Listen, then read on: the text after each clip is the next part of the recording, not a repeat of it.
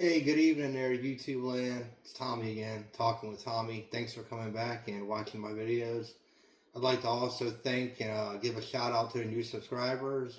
We've got a couple new subscribers from Canada, and we've got other couple of subscribers that are new from around the States. I appreciate you guys a lot.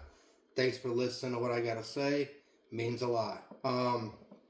Today's video, I'm going to get into immigration and a little news story that's been popping around the past couple of days about a Cuban rapper named Al Funky. This guy was a big MAGA supporter, was very vocal on social media on the support of Donald Trump and the movement, and it appears that Al Funky has been captured by ICE and is facing deportation back to Cuba. You're seeing this happen more and more. You're hearing more stories of people being upset. Like, I don't know if you remember the Hispanic lady who was on the stage during the Trump campaign and was screaming, saying, "I love Trump. I love Donald Trump." She's pissed off now. She's mad at the Republican Party. She's mad at Trump. She's said recently on a video that she felt like she was used and exploited by the party for gains. I don't really get what she's talking about. She knew what she was coming up there for. She wasn't going up there to sing the national anthem at a baseball game. So I don't know exactly what the hell she's talking about there when she says she feels like she was politically exploited, because you literally went there for a political event. So I don't get that. Make what you will of that story there. Back to what I was saying with immigration. There's also a story that broke Friday. There was close to 100 of workers on a job site who had ran off because ICE had showed up. Now, there's different stories surrounding what happened here.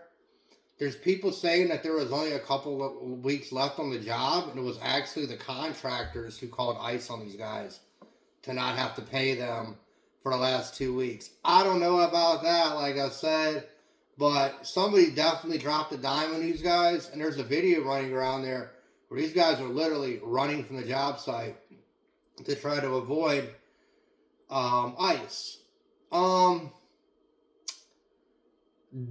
I think it's going to negatively affect the construction business, not just in the U.S., but globally. Because if there's not being things built, then there's not being things shipped. And if there's nobody to build them, then there's not going to be anything to be shipped. So that's also a possibility to happen. Wouldn't be surprised if it does.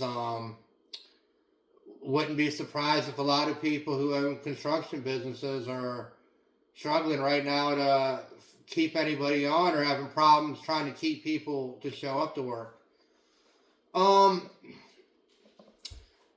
The immigration thing goes farther, though. It goes farther as far as it literally is not just a business thing, but it's also a social economic thing. And what I mean that is, you've got businesses that are in different parts of the U.S., such as Maine, upstate New York, Virginia, different parts of our coast, all the way down to Florida, who are reporting very low reservations due to many out of the states yearly customers not coming this year for vacation. It's an estimated loss going to be about $12.5 to $13 billion this holiday vacation season. That's going to be a major hit for a lot of these bed and breakfasts, mom and dad places that really depend on that summer traffic to make it through the rest of the year. We see it all the way down the coast. A lot of places, that's what they depend on.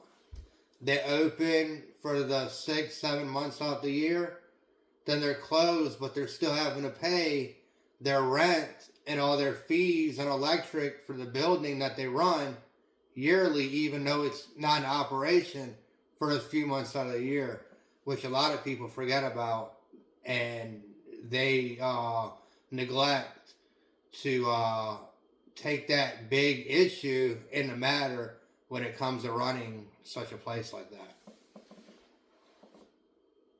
2025 is going to be tumultuous for a lot of different reasons. The whole immigration thing is, if the White House is right about what they're saying, they're claiming that it's down over 95%. So there's basically nobody coming into America through the southern border at the moment. And it's a trickle if it is. But at the same time, we have instilled fear into our Canadian neighbors, our friends in Europe, and other parts of the world to want to come here and even vacation and want to spend money here. And I think that's a really shitty thing, regardless of what political aisle you stand on. It's bad for business, it's bad for long-term friendships, and it's bad for long-term relationships. And that, I believe, is what's going to really hurt us in the long run. It's not what's happening now. It's what's not going to happen later for us. I hope I'm wrong, but we'll see what happens. I appreciate you guys tuning in. Thanks a lot. I really appreciate you new subscribers. Once again, guys, if you would, please like, share, and subscribe. I see that there's like 40 or so people watching my videos, but yet we haven't got to 20 subscribers yet. I'm hoping we can get there and even get further with you guys. I can keep the channel going. Thank you very much. I'll be back on here soon. Take care of yourselves. Goodbye.